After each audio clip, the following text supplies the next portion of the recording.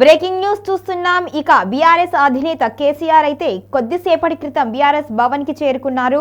2 సంవత్సరాల తర్వాత అంటే కాంగ్రెస్ పార్టీ అధికారంలోకి వచ్చిన తర్వాత ఆయన ఇప్పుడే ప్రజల్లోకి ముఖ్యంగా నేతల్లోకి అయితే వచ్చారు. ఇన్నాళ్ళు కూడా ఆయన ఫామ్ హౌస్ లోనే గడిపారు.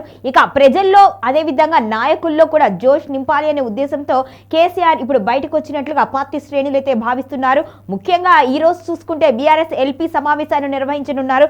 ఈ సమావేశంలో కేడర్ కు దిశానిర్దేశం చేయనున్నారు కేసీఆర్. ముఖ్యంగా సాగునీటి పరిరక్షణకి సంబంధించి యుద్ధం చేయాలి అని భావిస్తోంది బీఆర్ఎస్ పార్టీ. దానికి సంబంధించి కూడా శ్రేణులకు దిశానిర్దేశం చేయనున్నారు. ఇక కాంగ్రెస్ 2 సంవత్సరాల పాలన ఏ విధంగా ఉంది అనే విషయాలు, అదేవిధంగా కాంగ్రెస్ 2 సంవత్సరాల పాలనలో ఇచ్చిన హామీలను ఎంతవరకు నెరవేర్చింది, ఇక మీదట ఏం నెరవేర్చబోతుంది అనే దాని మీద కూడా చర్చించే అవకాశం ఉన్నట్లుగా తెలుస్తుంది. ఈ వ్యాఖ్యలన్నీ కూడా ఇప్పుడు కీలకంగా మాట్లాడనున్నారు కేసీఆర్. ఇక నన్ను దూషించడము, అవమానించడమే ఇప్పటి వరకు కూడా కాంగ్రెస్ ప్రభుత్వం పనిగా పెట్టుకుంది అంటూ కూడా కేసీఆర్ మాట్లాడారు. పంచాయతీ ఎన్నికల్లో మెరుగైన ఫలితాలు బీఆర్ఎస్ సాధించింది అంటూ కూడా ఆయన అభినందనలు వ్యక్తం చేశారు బీఆర్ఎస్ శ్రేణులకు. ఇక ప్రభుత్వ వ్యతిరేకత స్పష్టంగా కనిపించింది ఈ ఎన్నికల్లో అంటూ కూడా అన్నారు. అందుకోసమే జెడ్పీటీసీ ఎన్నికలను కాంగ్రెస్ పార్టీ వాయిదా వేసింది. ఇక బీఆర్ఎస్ కి భయపడే వెనుకంజ వేస్తుంది అంటూ కూడా కేసీఆర్ వ్యాఖ్యానించినట్లుగా తెలుస్తుంది.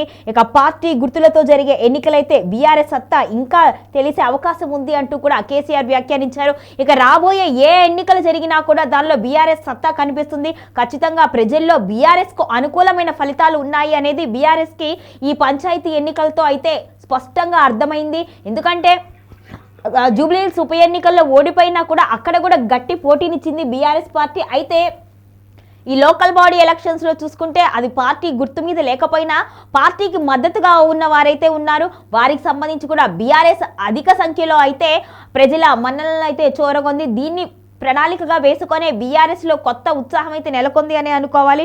ముఖ్యంగా చూసుకుంటే కేసీఆర్ ఈ పరిణామాలన్నింటి మీద కూడా వ్యాఖ్యానిస్తున్నారు. ఇక ప్రజల్లో ధైర్యాన్ని నింపడంతో పాటు నేనున్నాను అనే భరోసా కూడా కల్పించే అవకాశం ఉన్నట్లుగా తెలుస్తుంది. మొత్తానికైతే ఈ 2 సంవత్సరాల పాలనలో కాంగ్రెస్ చేసింది ఏమీ లేదు. కేవలం కేసీఆర్ పాలనని దూషించడం తప్పితే మిగిలిన ఏ విషయాల గురించి పాలన గురించి కానీ ప్రజల గురించి కానీ పట్టించుకోలేదంటూ కూడా ఆయన ఆగ్రహం వ్యక్తం చేశారు.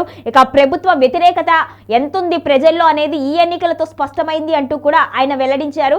ఇక ముందు జరిగే ఏ ఎన్నికైనా బీఆర్ఎస్ కు ఖచ్చితంగా పైచేయే ఉంటుంది, కానీ ఖచ్చితంగా ఓటమి అనేది ఎప్పటికీ చూడము.